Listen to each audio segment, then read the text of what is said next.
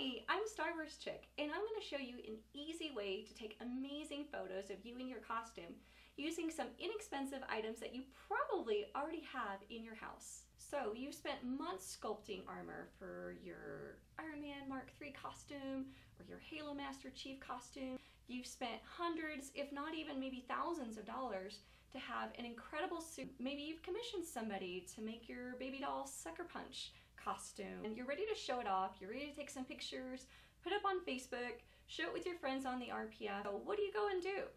If you're like most people, you grab one of these devices, you find the mirror in the bathroom, you pose, take a picture, and you wind up with a photo that has an amazing costume reflected in a mirror that has toothpaste marks all over at the bottom of it. Now don't try and tell me your mirror doesn't have toothpaste marks. Go look. You know they're there.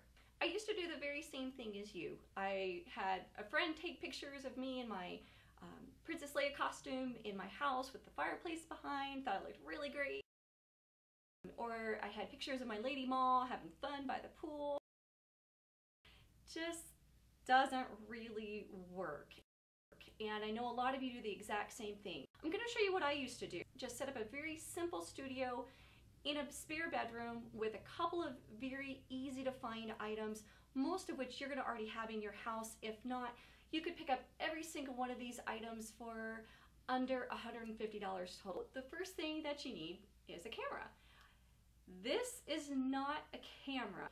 What you need is a camera like this. If you're looking for something very inexpensive, I looked online, there is a Kodak EasyShare C143 and I found it online for $59. There's a couple of things that you need on your camera. See this little hole right there? You need that to be able to mount your camera to a tripod. The other thing that you need is a 10-second timer on your camera.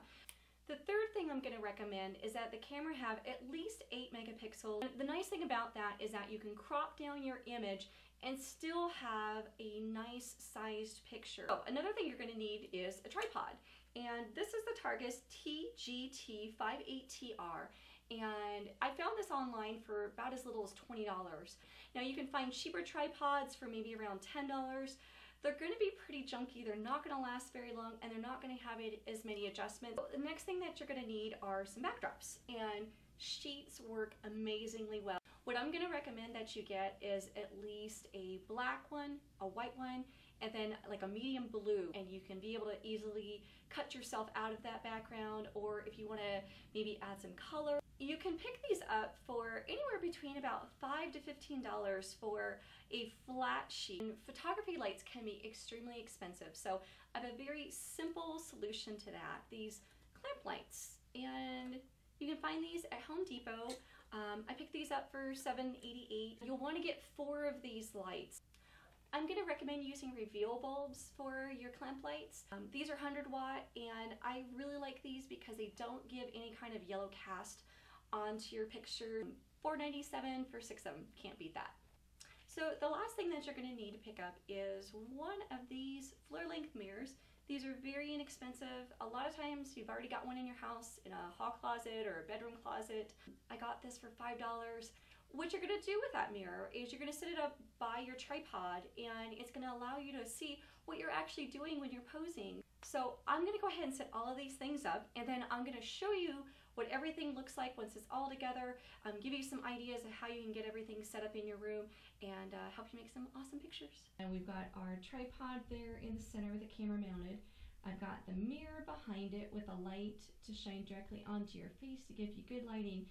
And then I have just used items around the room, literally, and clamped the lights onto them. So use what you have in your room. You don't need anything fancy to do this setup.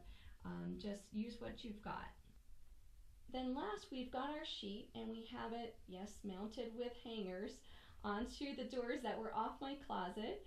And we have it hanging there. We've got it draped down onto the floor, so that way there's a little bit of that sheet to stand onto, and you can have your entire body on that backdrop. To take your pictures, you're going to be using the timer. You're going to use a 10-second timer on your camera. One thing that will really help you is to have something that you can easily move off the background for that camera to focus on. Don't forget, you've got your mirror back there that you can look in. You can practice your poses, see how well you look, make sure everything looks really great as you're doing your pictures. I'm going to show you a couple of quick photos of me in my Sand Trooper costume that I took in my house using this exact same setup. Now there's just a little bit of Photoshop work just to change the color of the background, but I really want to give you a true example of what you guys can do at home with the same studio setup.